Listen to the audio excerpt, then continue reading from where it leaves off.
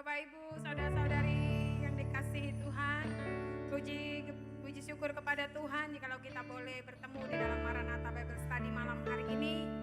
Kita bersyukur dari pagi sampai pada malam Tuhan menyertai setiap kehidupan kita. Mari kita mau datang kepada Tuhan sebelum kita diperlengkapi. Sama-sama dengan segala kerinduan kita katakan kepada Tuhan, Engkau ada bersama kami dalam setiap musim kehidupan kami.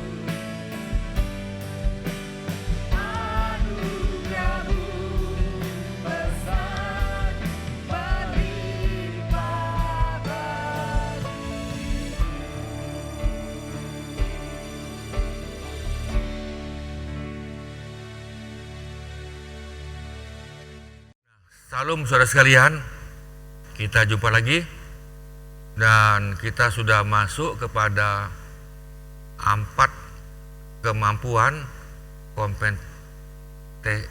competition kepemimpinan saudara dan saya dalam meningkatkan kecerdasan emosi. Nah saudara, saya tidak ulang lagi tapi kita ngulangi sebentar di sini. Kecerdasan emosional seseorang dapat dilihat ketika dia, nah ini, ya kan kita lihat, coba kita semuanya belajar. Sekali lagi, kita semuanya gagal. Tetapi saudara jangan takut dengan gagal, saudara jangan takut dengan konflik, saudara jangan takut dengan masalah. itu sudah gaya hidup. Saudara jangan takut kalau ada segala macam yang tidak membangun, jangan takut saudara. Itu semuanya adalah untuk kita naik kelas. Bisa katakan amin. Saudara, kita lihat semua tadi itu semuanya dari sikap mental positif untuk saudara naik kelas, untuk menjadi kepemimpinan yang luar biasa. Nah, kecerdasan emosional seseorang, yaitu saya dan saudara, dapat dilihat ketika, nah di sini, ya kan, ketika apa tadi itu? Yang satu, ya kan, ketika saudara memahami emosi diri sendiri. Nah, kita bisa memahami kan emosi saudara dan saya bagaimana, ya kan. Nah, kita coba belajar emosi jangan mengendalikan saudara. Saya ulang-ulang ini nih. Kita minta sama Tuhan dan kita mau belajar emosi jangan menjadi bos besar, jangan. Jangan emosimu menjadi berhala. Berhala atau berhala itu lebih tinggi daripada Tuhan, itu berhala. Jadi dia senang sekali dengan emosimu yang salah itu. Bukan, kita bukan itu. Saudara, yang kita sembah adalah Tuhan Yesus sebagai Tuhan yang esa. Tentunya Tuhan yang kita sembah itu yang esa dalam 3 pribadi. Nah, kita masuk yang kedua. Saudara cerdas mengelola. Tadi kan memahami, ya kan, saudara mesti memahami dulu. Yang kedua adalah mengelola, ya kan, mengelola, manage, ya kan, how to manage your emotion. Jadi saudara coba belajar cerdas mengelola emosi. Emosimu dikelola. Yang ketiga, berempati terhadap dorongan emosi orang lain. Nah ini, ketika si A tadi marah-marah, ya kan, ngamuk-ngamuk, mungkin segala macam ini saya tidak tahu lagi kan, ya kan, mungkin ada piring terbang itu dalam rumah tangga itu, ya puji Tuhan kami tidak pernah ada piring terbang itu, tidak ada, puji Tuhan, ya kan. Nah saudara, emosinya tidak terkendali, saudara bisa paham dah itu, ya kan. Andai kata ini nih, suamimu ini nih, ya kan, kalau dia marah piring terbang, atau istrimu kapan dia marah, wah sendok terbang, jadi kan. Nah bagaimana ini nih, ya kan, atau engkau saudara balas lagi, kursi terbang, wah ini hebat itu kan. Ini kan namanya perang satelit itu. Nah saudara, yang keempat, cerdas menangani emosi orang lain. Nah di sini coba belajar ini. Ketika saudara ketemu model gini, coba belajar menangani emosi orang lain. Saudara, kalau kita lihat 4 ini nih, ya kemungkinan kita ada yang menganggap dirinya bisa apa enggak, ya kan ini, ya kan, bisa apa enggak ini nih. Saya jawab bisa. Tentunya belajar. Sekali belajar mungkin gagal, enggak apa-apa. 2 kali gagal, ini kan, ini gagal, enggak apa-apa, ya kan, tapi terus ini nih. Nah saudara ingat, ketika umur saudara, umur saya bertambah, nah ini nih emosinya mulai turun, ya kan. Tapi jangan nunggu sudah tua dulu baru turun, jangan ini kan, jangan itu, jangan ya. Kemudian kita semakin intim dengan Tuhan, ya kan, bersekutu dengan Tuhan, tingkatkan doamu, bahasa lidahmu tingkatkan, jumpa sama Tuhan, ya kan, cari wajah Tuhan, cari wajah Tuhan. Kemudian tenggelam di dalam firman Tuhan, tenggelam dalam firman Tuhan, belajar firman Tuhan, belajar. Nah ini saya jawab bisa, saya jawab bisa, bukan tidak bisa. Itulah sebabnya kita lihat contoh murid Yesus 12 itu saudara, saya mau jawab ini, emosi mereka waktu tahun pertama tidak terkendali itu, tidak terkendali. Saya kalau ngomong agak kasar lagi, itu muridnya tuh bodoh itu tuh, ya kan, sudah tidak berpendidikan tinggi, tidak sekolah tinggi, ya kan, bodoh lagi ini nih. Nah, kira-kira bagaimana kalau saudara sebagai Yesus? Makan hati tidak dengan mereka ini nih? Ya kan, Yesus ngomong A, mereka ngomong B, ya kan. Dia ngomong lagi, Yesus ngomong, aku pada hari ketiga akan mati, tetapi aku akan bangkit. Percaya murid tadi itu? Tidak percaya ini kan. Nah, lalu tetapi saudara pelan-pelan, ya kan, mereka dapat impartasi dari Yesus. Pelan-pelan mereka dengar suara Yesus tadi, ya kan, dengar tadi. Nah, kecuali satu, ya kan, satu tadi dia dengar tapi tidak nangkap, ya kan, dia melihat tapi tidak mengerti, ya kan tadi. Yaitu namanya pengkhianat itu, Yudas Iskariot itu. Kenapa? Karena dia dimasuki oleh iblis dan dia ikuti itu. Dia sudah terbuka untuk iblis, dia ikuti. Nah, saudara, 11 berhasil. Kan lumayan kan? Ya kan, satu gagal, 11 berhasil.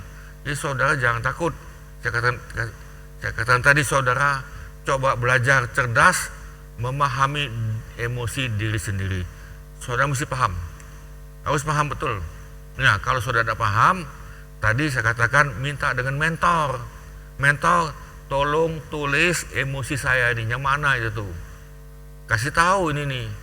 Nah, ketika dia kasih tahu, saudara jangan tersinggung, jangan marah itu, karena dia kasih tahu. Nah, mentormu pun itu mempunyai kelemahan, mentormu. Ya kan, bukan dia super, enggak. Dia juga mempunyai emosi juga yang salah mungkin. Jadi saudara saling memperbaiki, saling koreksi. Yang kedua, cerdas mengelola emosimu. Ketika saudara mau marah, ya kan, mau kecewa, coba belajar. Saya ambil contoh lagi nih, saya masih ingat. Ya kan, ada yang guru silat diajari muridnya tadi itu. Karena saudara tahu main silat itu panas, ya kan. Dia bilang gini, kalau kamu mau marah boleh, tapi sebelum marah kamu maju dulu 7 langkah. 7 langkah maju, mundur lagi 7 langkah sekali, maju lagi 7 langkah, mundur lagi 7 langkah, semuanya 7 kali. Nah, saudara, di satu hari dia pernah lihat, ya kan, dia pulang malam, dia lihat di kamar istrinya itu kok ada cowok sebelah sini dari belakang gitu kan. Dan ini di cerita di Tiongkok dulu di kampung ini. Saudara, dia marah itu, dia sudah ambil golok, tapi dia ingat gurunya tadi, ya, aku mesti langkah 7 kali dulu, ya kan. Tapi golok dia sudah pegang, pedang tadi. Nah, sudah dia langkah beberapa kali, istrinya bangun itu, kok ada apa nih ribut tadi. Waktu dia bangun, yang di sebelah tadi itu, yang dia sangka laki-laki, itu ternyata mertua perempuannya. Dia bilang, untunglah aku 7 kali langkah tadi kan, belum sampai 7 tadi kan. Nah, saudara cerdas mengelola emosi. Yesus waktu dia mencambuk itu, masih ingat itu, dia bukan langsung cambuk, dia buat dari kain dulu, dipintal dulu sini, pintal lagi ini nih, ya kan. Karena Yesus sebagai manusia mempunyai emosi, dia juga marah itu, tapi dia coba belajar untuk mengelola. Dia pintal sini satu, lalu dia cambuk. Cambuk itu bukan cambuk cambuk apa itu, kulit, bukan itu. Kalau cambuk kulit itu mereka sudah babak belur itu. Nah, saudara berempati terhadap dorongan emosi orang lain.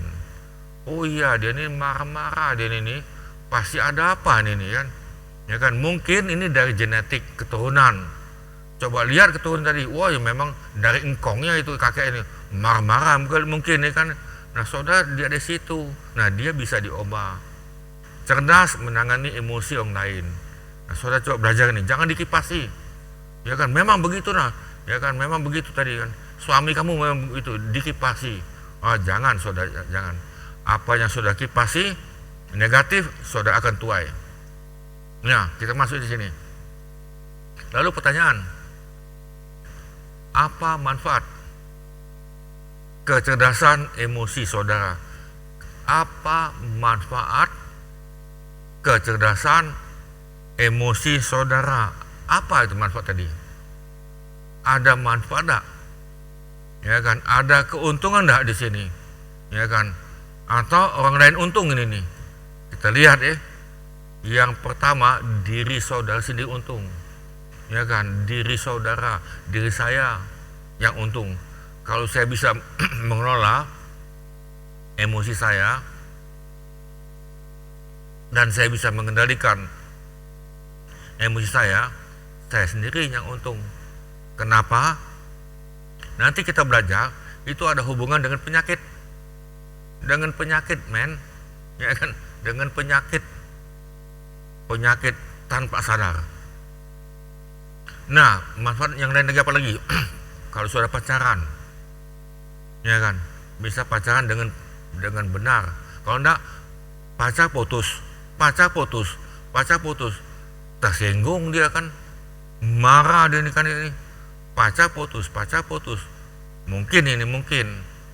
Nah, saudara, suami istri sudah kawin cerai, ya kan, kawin cerai, ribut sedikit cerai, cari cewek yang lain. Oh ya bagus ini nih, ya cerai lagi, cari cowok lagi yang lain. Oh bagus cowok ini nih kan, bagus ini. Ingat masa perkenalan, masa honeymoon, masa ketiga konflik, masa keempat teamwork, masa kelima kolaborasi. Ada 5 tahap. Saudara sadar atau tidak sadar, kita masuk kepada 5 tahap itu. Entah itu suami istri, entah itu apalagi itu rumah tangga dengan papa mama ini nih.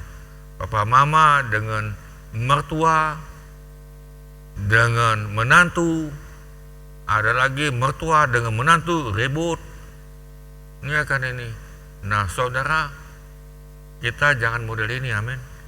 Ada yang dendam lah, segala macam ini. Nah, saudara, di sekolah sama tuh, di sekolah juga sama di sekolah. Di sekolah itu juga ribut. Gimana lagi nih? Di dalam dunia usaha ribut. Wah, dia ini saingan dengan aku ini nih, hantem lagi. Nah, saudara, apalagi tempat kerja juga sama. Saudara kerja, apalagi di gereja juga sama. Oh, ini saingan ini. Gereja dengan gereja saingan, berantem. Gereja dengan gereja berantem. Bukankah agama itu untuk mempersatukan? Bukankah namanya Kristen itu mempersatukan?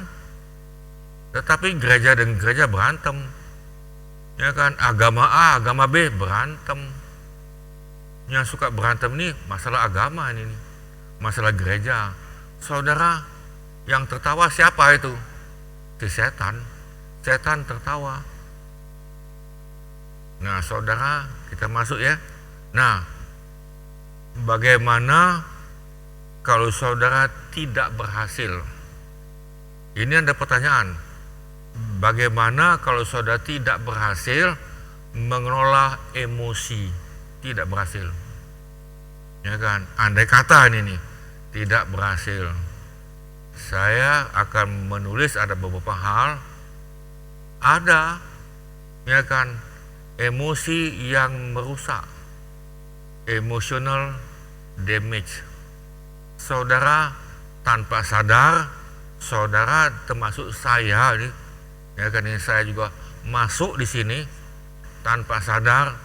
Emosi kita yang rusak itu akan mempunyai dampak. Ada 4 jenis gangguan emosi yang bisa berdampak pada kesehatan. Ada dampaknya itu. Nah, saudara, ada yang sakit. Nah, contoh ini nih, ya kan, contoh ini nih. Saudara, saya langsung aja di sini. Ada yang sakit sembelit, insomnia, nafsu makan berubah, ya kan, dia tidak ada nafsu makan, sulit tidur, insomnia, entar ke belakang, ke WC, entah ke belakang, ke WC. Tapi saudara, ini bukan berarti penyebabnya kesedihan yang berlarut-larut, bukan itu, bukan. Ini bisa menyebabkan, saudara, bisa. Ada yang ke WC karena penyakit juga bisa, insomnia juga karena penyakit bisa. Tetapi ingat baik-baik, saya akan bacakan ini. Kesedihan yang berlarut-larut, maksudnya itu dia sedih terus, ini nih, ingat terus masa lalu, ingat terus sejarah yang trauma aku nih, trauma nih yang dulu, ya kan, pernah apa saya tidak tahu, ya kan, mungkin pelecehan di bidang seks, mungkin juga pernah diperkosa atau dirampok atau apa. Kesedihan yang berlarut-larut merupakan emosi alami yang dialami oleh semua manusia. Ini dialami oleh semua manusia, sudah jelas. Nah, saudara perhatikan, biasanya berhubungan langsung dengan kehilangan atau kecewaan akan sesuatu. Saudara ada hubungan, saudara ada sesuatu yang hilang, berdampak langsung pada kesehatan fisik.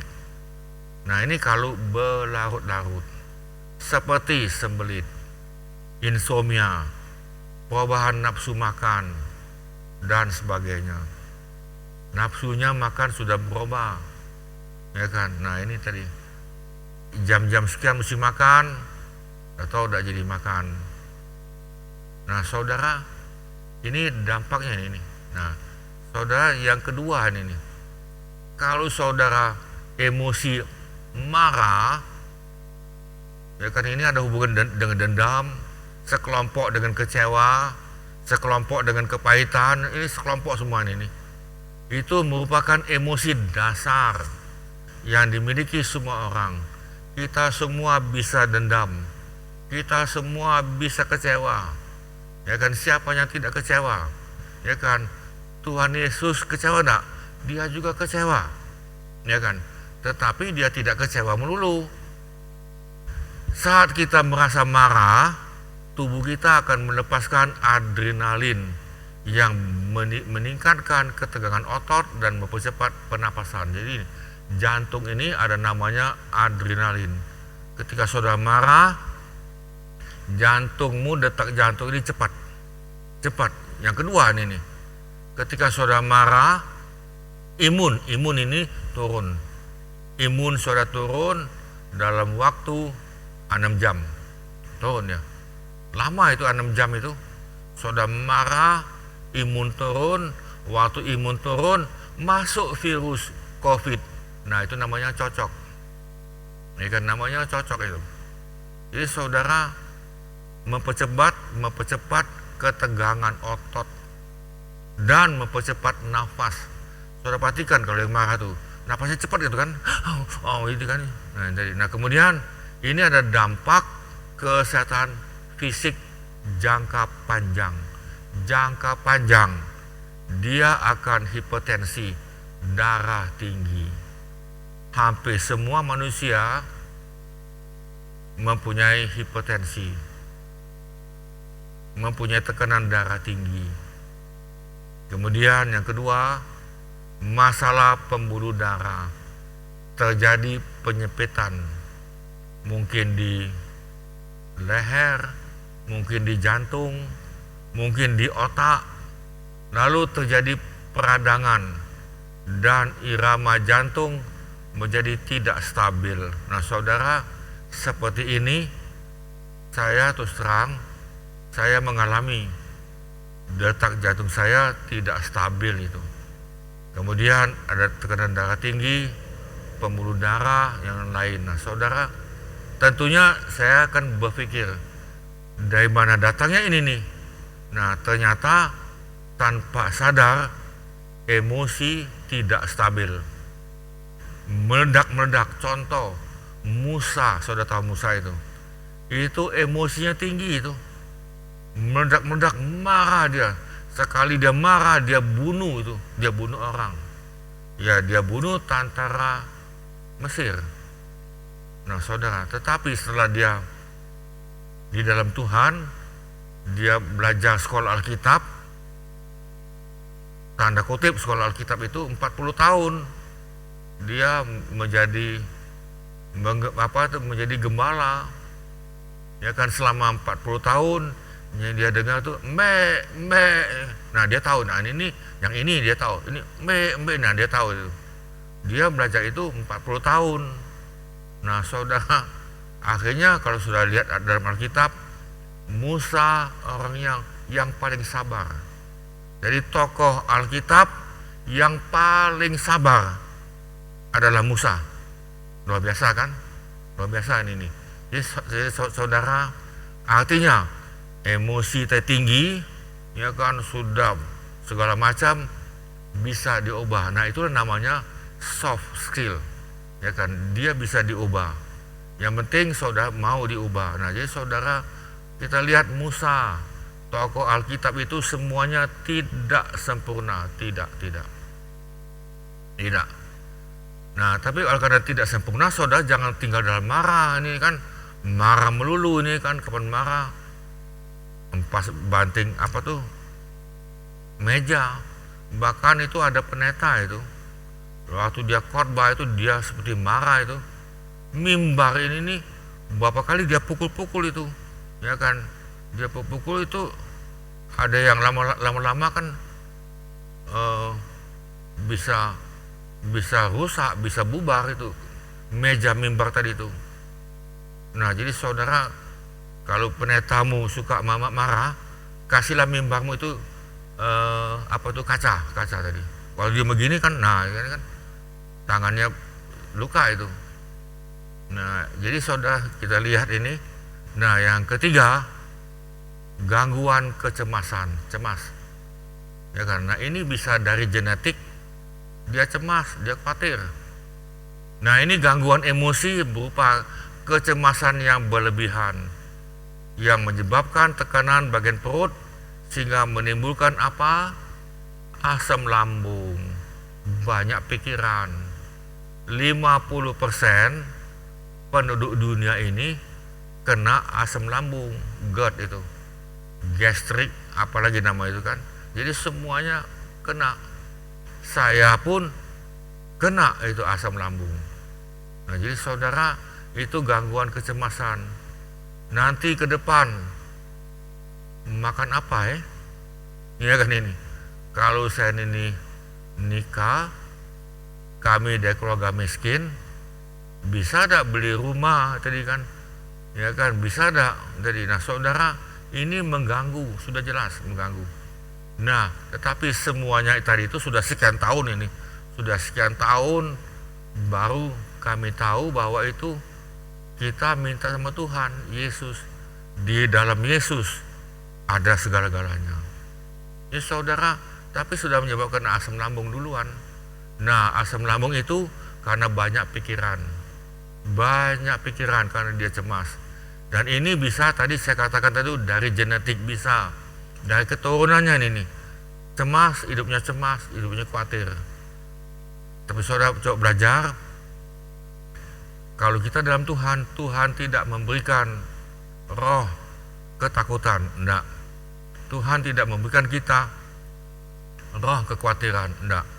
Ya kan? Jadi saudara sekalian, coba kita belajar, serahkanlah segala khawatirmu kepada Tuhan. Orang lain berhasil, jangan iri hati. Ya kan, yang lain ini umpama tadi dia bisa nyanyi, sudah saudara jangan ikut-ikutan nyanyi. Ya kan, saya tidak punya talenta nyanyi, maka itu saudara saya agak sulit untuk nyanyi pun cuma sebentar itu. Ya kan, saya tahu saya tidak punya talenta itu. Nah saudara, kita masuknya di sini. Jika rasa cemas ini terjadi berlarut-larut dalam waktu yang lama, perhatikan di sini, sistem kekebalan, imun dalam tubuh kita akan melemah dan membuat kita menjadi apa? Mudah jatuh sakit. Ya kan, cuaca berubah sakit. Ya kan, cuaca berubah dikit batuk-batuk. Nah ini, ya saudara, dipengaruhi oleh cuaca, dipengaruhi oleh iklim, dipengaruhi oleh lingkungan. Nah kita tidak boleh dipengaruhi oleh lingkungan. Ini saudara coba perhatikan di sini. Jadi saudara, kalau saudara memang cemas, suka cemas berlarut-larut, khawatir larut ini kan, bagaimana untuk saya ke depan, mungkin untuk usaha dagang atau untuk kerja, untuk yang lain, saudara serahkanlah semua khawatirmu kepada Tuhan. Amin.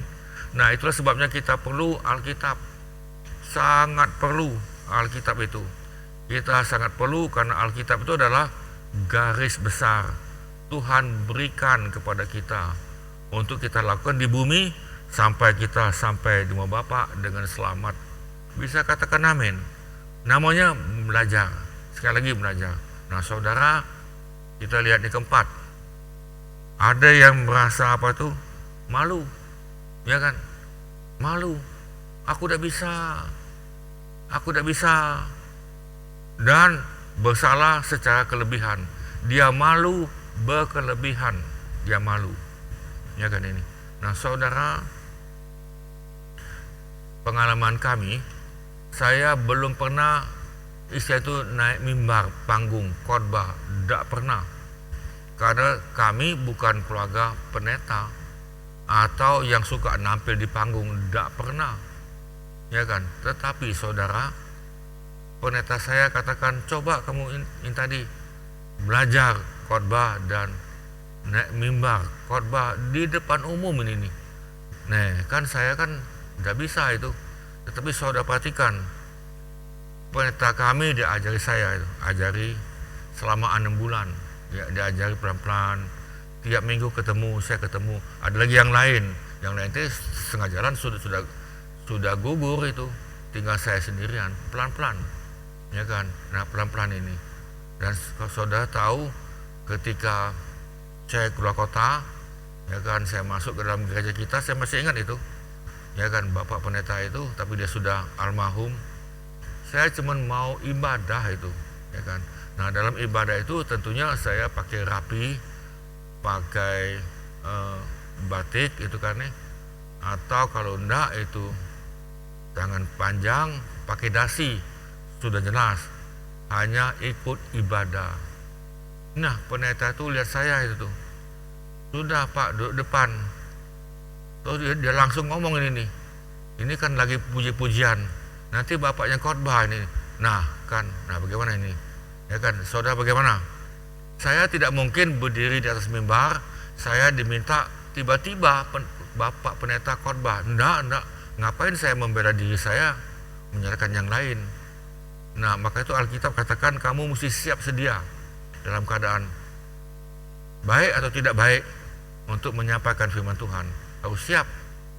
Jadi saudara, sudah saya khotbah aja.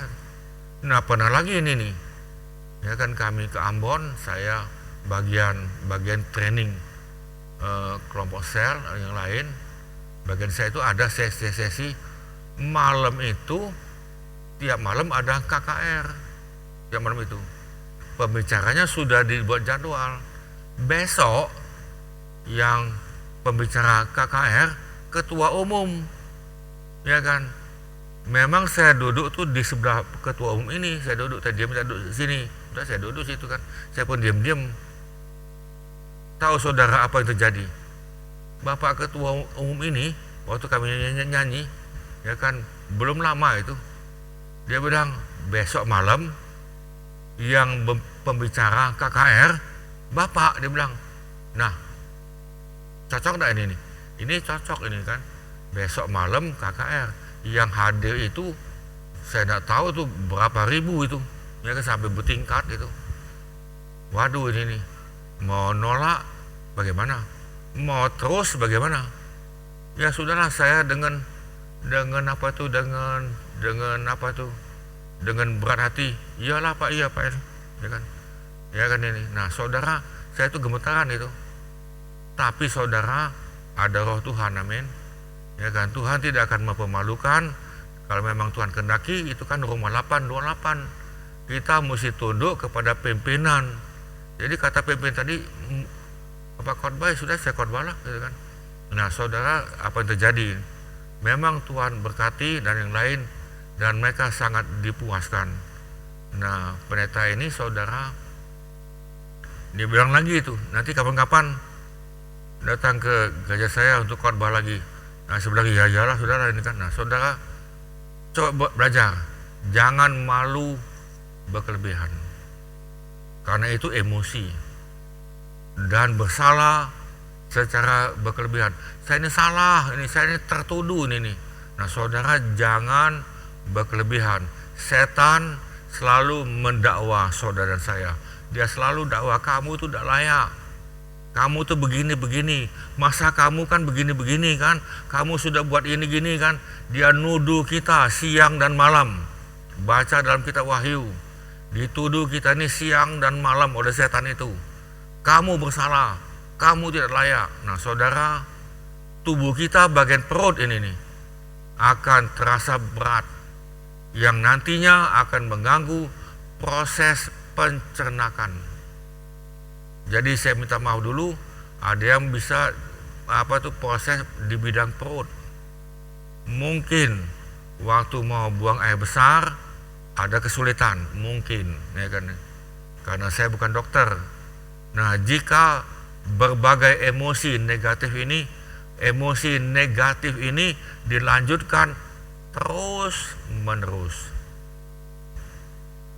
tubuh berisiko kena gangguan kardiovaskular atau gangguan pada jantung. Nah, jantungnya saya tidak tahu ini nih, mungkin mesti dipakai ring, mungkin dipakai apa lagi, saya tidak tahu. Ada gangguan pada jantung dan pembuluh darah, penyempitan darah. Sekitar 85% manusia di dunia ini pernah mengalami yang namanya depresi, trauma atau stres. Banyak kan? Semua kita 85% pernah mengalami depresi, trauma atau stres. Mungkin saudara yang saya pernah enggak? Pernah. Saya pernah stres, pernah trauma dan depresi. Dan pada waktu itu saya minta yang bukan-bukan pada Tuhan. Tapi itu sudah lama, sekian lama itu. Ya, karena saudara, kalau saya mau ceritakan panjang, tapi pernah ngalami ini. Tetapi atas kemurahan Tuhan, karena atas firman Tuhan, saya tanya Tuhan, saya ini ngalamin depresi seperti ini nih, stres. Kenapa? Ya kan, apa sebabnya dan apa maksud Tuhan? Apa maksud Tuhan? Berat badan saya turun. Istri saya itu stres sehingga dia pendarahan selama beberapa bulan, termasuk anak kami yang perempuan. Nah, saudara, waktu itu Tuhan jawab. Roma 8:28. Saya tambah nangis. Nah, saudara, nabi yang hebat, masih ingat yang nama Nabi Elia, masih ingat? Dia ngalami stres. Ya kan, dia mau dibunuh oleh Izebel, ratu yang berkuasa. Padahal yang berkuasa itu kan suaminya, tapi dia yang berkuasa. Nah, ini Izebel yang berkuasa, mempunyai pengajaran-pengajaran yang menyesatkan, yang tidak baik. Omongannya itu tidak bagus itu, Izebel itu. Nah, saudara, nabi aja stres, itu baru satu ini nih. Kalau saya perhatikan ada juga yang lain. Nah, jadi saudara coba belajar ini, jangan merasa malu kelebihan, jangan merasa bersalah kelebihan. Saudara mengalami stres, depresi dan trauma. Tahu trauma itu? Teringat terus, gambar dirimu jadi rusak. Gambar dirimu rusak, saudara tidak akan pede, tidak akan percaya diri. Mau rapat, mau pertemuan, mundur-mundur dulu. Nah, jadi saudara perhatikan ini. Jadi inilah penyebab ada 4 penyakit kalau emosimu tidak dikendalikan. Jadi kesimpulan kita untuk hari ini adalah coba belajar untuk mengendalikan emosi. Bisa amin, bisa cerdas. Nah, sebagai penutup ini nih, kalau kita tidak, nah ini nih, kalau tidak mengendalikan emosimu, tidak ini nih, maka emosi akan menguasai. Sudah jelas. Saya sudah katakan yang sebelumnya, emosi akan menjadi bos besar, menjadi tuan besar. Kita menjadi budaknya, kita menjadi budak dia. Nah, kalau tidak bisa mengendalikan, saya jawab, saudara bisa mengendalikan, amin. Bisa mengelola, bisa mengenali. Nah, kalau tidak, saudara pasti di sini. Nah, kalau tidak, roh ini emosi yang mengendalikan. Nah, tentunya ini ada hubungan dengan roh jahat, roh gelap, kuasa gelapan. Kata lain, iblis memakai, saya ulang lagi, iblis memakai emosimu, dia tunggangi. Jadi iblis itu mempunyai kendaraan. Iblis mempunyai kendaraan emosi. Dia mengendarai rohmu, dia mengendarai jiwa. Jiwa itu pikiran, perasaan, kena semua itu. Nah, lalu saudara, apa yang terjadi? Tubuh rusak. Jadi saudara perhatikan baik-baik. Tentunya kita tidak mau roh kita rusak, amin. Kalau emosimu dikendalikan oleh roh setan, saya jawab dulu ini nih. Ada roh dendam, roh pecabulan, roh kepahitan, dan lain-lain. Ya kan, ada 7 tadi, ada 7. Kalau saya masih ingat, ya kan, dikendalikan oleh roh hawa nafsu, oleh cinta, oleh yang lain-lain. Saya jawab ini, saudara waktu meninggal tidak selamat. Waktu meninggal dia akan ikut pada setan. Dia ikut setan dan masuk ke dalam neraka. Di bumi dia tidak ada sukacita, di bumi dia tidak ada damai sejahtera, di bumi dia tidak bisa menikmati hidup, tidak bisa menikmati pelayanan, tidak bisa menikmati firman, tidak bisa menikmati dan lain, keluarga yang lain. Lalu jiwanya rusak, tubuhnya juga rusak. Saudara, contoh seperti misionaris tadi itu, ya kan, misionaris itu seorang pendeta itu, saya jawab pendeta. Nah, nanti kapan-kapan saudara saya akan tayangkan atau saya ceritakan misionaris itu, kalau memang perlu ini kan, nanti saya tayangkan saudara dengan jelas supaya kita lihat untuk jangan dicontoh, dilihat untuk jangan dicontoh. Dia adalah seorang pendeta, misionaris, dengar suara Tuhan. Istrinya juga dengar, bukan tidak dengar. Mereka berdua dengar suara Tuhan dengan jelas. Nah, saudara, kita sekian dulu ya. Nanti kita sambung lagi kepada minggu depan. Dan sebelumnya kita masuk dalam doa. Tuhan, kami berdoa, kami yang ikuti di dalam pelajaran untuk kami terapkan dalam kehidupan pribadi kami, kehidupan dalam rumah tangga kami, dan komunitas kami, baik itu dalam rumah kami maupun dalam keluarga kami, lingkungan, baik itu dalam kantor atau usaha dan pekerjaan, dan terutama sekali dalam gereja, supaya kami bisa mengendalikan, mengenal dan mengelola emosi kami dengan baik, supaya kami tidak dikuasai oleh roh-roh jahat ini, tetapi Tuhan kami bisa mengendalikan mereka dan mereka tidak berhak pada kami.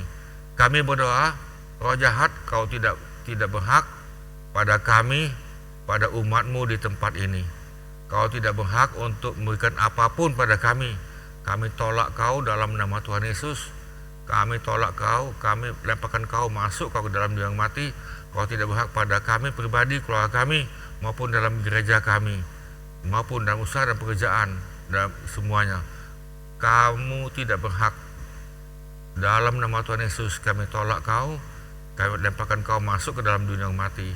Tapi kami minta Roh Kudus pimpin kami Tuhan, karena kami adalah anak Tuhan. Kami sudah pindah dari alam maut kepada hidup yang kekal. Kami mau menjadi pelaku firman. Hidupkan firman Tuhan, hidupkan ya Tuhan, dan biarlah kami dapat saling membangun, dan kami mempunyai mentor yang benar, mentor yang memperhatikan kami. Mentor kami bisa lebih daripada satu. Nanti kami akan belajar lagi tentang mentor, dan Tuhan berkatikan semuanya. Terima kasih Tuhan, sehingga hidup kami menjadi saluran berkat bagi yang lain, dan nama Tuhan dipermuliakan, dan kami memperluas kerajaan Allah di bumi ini. Terima kasih Tuhan. Kami berkati, kami sudah ikut, dan biarlah semuanya menerima damai sejahtera, sukacita, dan berkat daripada Bapa. Kami semuanya menerima kasih karunia demi kasih karunia daripada Tuhan Yesus, dengan pertolongan Roh Kudus yang sudah menunggal dalam roh kami, sehingga kami semakin hari semakin intim dengan Bapa di surga. Kami mencari wajah-Mu, kami tenggelam dalam hadirat Tuhan, di dalam firman Tuhan. Hidupkan firman Tuhan untuk kami menjadi pelaku firman, dan kami menjadi berkat bagi yang lain. Pakai kami untuk memenangkan banyak jiwa, untuk kami memuridkan mereka. Kami mohon ini semuanya supaya kami dapat menjadi penjala manusia.